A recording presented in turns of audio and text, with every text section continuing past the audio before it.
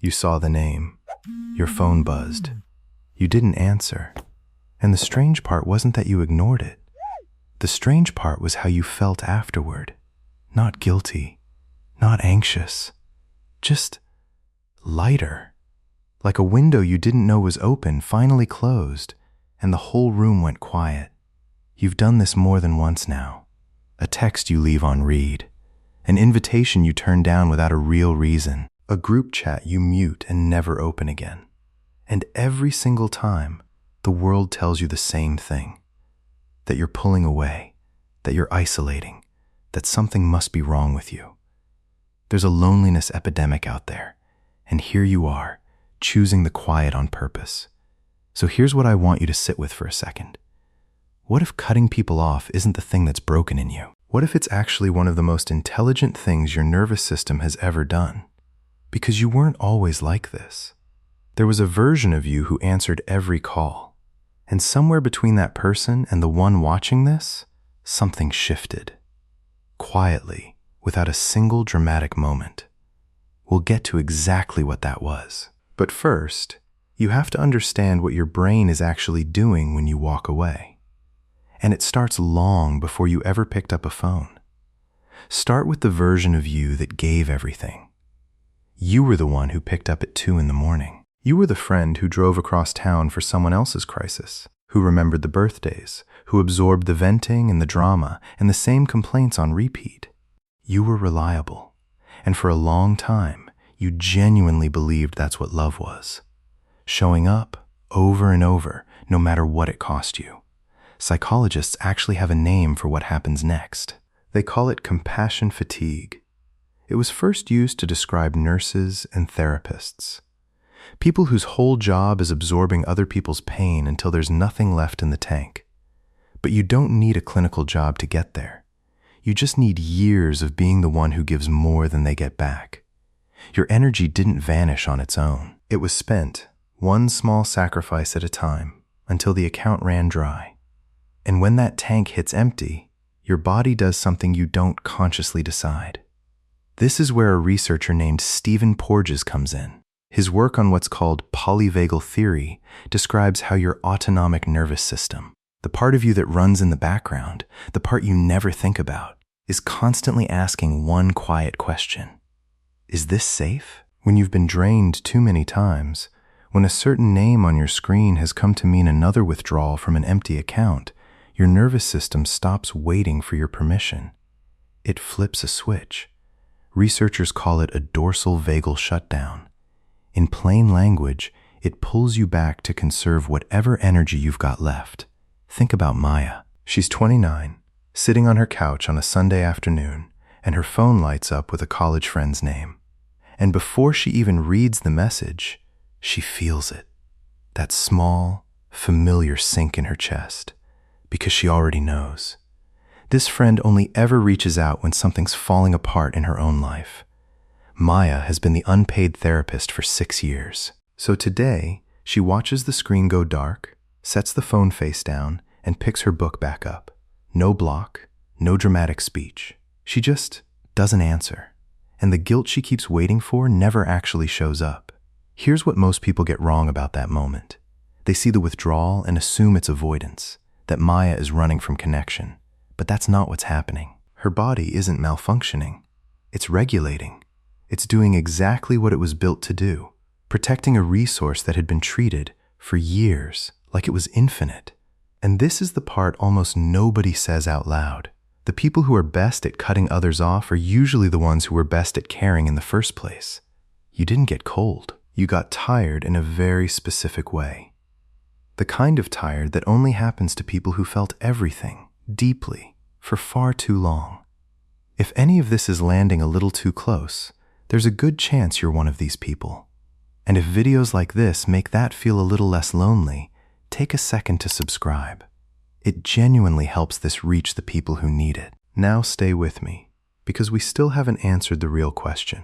Why did your nervous system get this sensitive in the first place? For a lot of people who cut others off easily, the answer goes back further than they'd like to admit.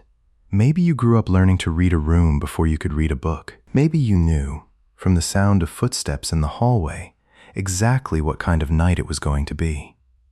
When a child grows up somewhere, the emotional weather can turn without warning. They adapt the only way a child can. They become a student of other people's moods. A psychiatrist named Murray Bowen had a term for the pattern that follows. He called it emotional cutoff. The way a person learns, young, that closeness and chaos tend to arrive as a package deal. So you built a thicker skin, and you learned, somewhere deep, that the safest place in the house was the one where nobody could quite reach you. That early blueprint never really left. The way you learned to bond as a kid quietly became the template for how you handle closeness now, decades later. Yours taught you to watch first and trust later, if at all. And here's where it turns into something that looks almost like a superpower. You became a pattern reader, the friend who only calls with a favor attached. You clocked it by the second month. The person who love bombs you and then vanishes. You saw the shape of it before it even finished. Brain imaging research is consistent here. Adults who lived through early adversity show a more reactive amygdala, the brain's threat detector, one that fires faster and harder at the smallest emotional cue, even a neutral face. You're not paranoid. Your alarm system just got calibrated early, and it never fully stood down. You're processing social data at a resolution most people never reach. But stay with me, because there's a real cost hiding in all of this, and it's the part the internet loves to skip right over. Isolation isn't free. The Centers for Disease Control links long stretches of it to a roughly 29% higher risk of heart disease. Peace, it turns out, can quietly become its own kind of trap, because once the quiet starts to feel safe, it's tempting to keep shrinking your world until nothing unpredictable can ever get in again. And that's the line almost nobody draws for you. There's a difference between a boundary and a disappearance. A boundary says, I'm still here, just not on the old terms. A disappearance says, no one gets in, ever. One protects the life you're building. The other, slowly and politely, ends it. So let's name what actually happened to you. You didn't lose the ability to love people. You lost the willingness to abandon yourself in order to keep them. That's the shift you felt and could never quite explain. The quiet moment your nervous system stopped asking the room for permission to rest. And that changes what cutting people off even means. A wall is built from fear, and it's blind. It blocks everyone, the good and the bad alike, and it traps you inside with them gone. A boundary is different. A boundary is built from self-respect, and it can actually see. It's a door with a lock, and you're finally the one holding the key. You're not keeping the whole world out. You're deciding who gets a seat at a table that costs you something to set. Because here's the truth underneath all of it. You stopped setting your peace on fire just to keep other people warm. So where do you go from here? 3 things. First, learn to read your own body. If you walk away from someone and feel relief instead of grief, that's not coldness. That's data, and it's worth listening to. Second, aim for boundaries, not disappearances. Let 1 or 2 safe people stay close enough to actually reach you, because a life with a locked door still needs a door. And third, this is the one that matters most. Stop spending yourself trying to earn a seat at tables that were never really set for you, and start becoming someone worth being let in to see. The Harvard study of adult development, the longest study on human happiness ever run, found it was never the number of relationships that predicted a good life. It was the safety inside them. So if your circle got smaller, but quieter, and the people left in it actually respect your peace, you're not doing this wrong. There's a real chance you're doing it exactly right. Remember Maya. 6 months after she set that phone face down, her life is quieter than it's ever been. The college friend eventually stopped reaching out. And the strange thing is, Maya didn't miss the version of herself that always picked up.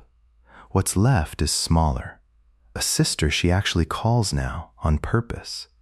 One friend who shows up without being asked. A Sunday afternoon that finally belongs to her. She isn't lonely.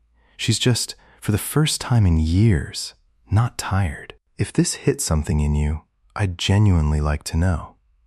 Was it the part about childhood, or the part about the relief? Tell me in the comments.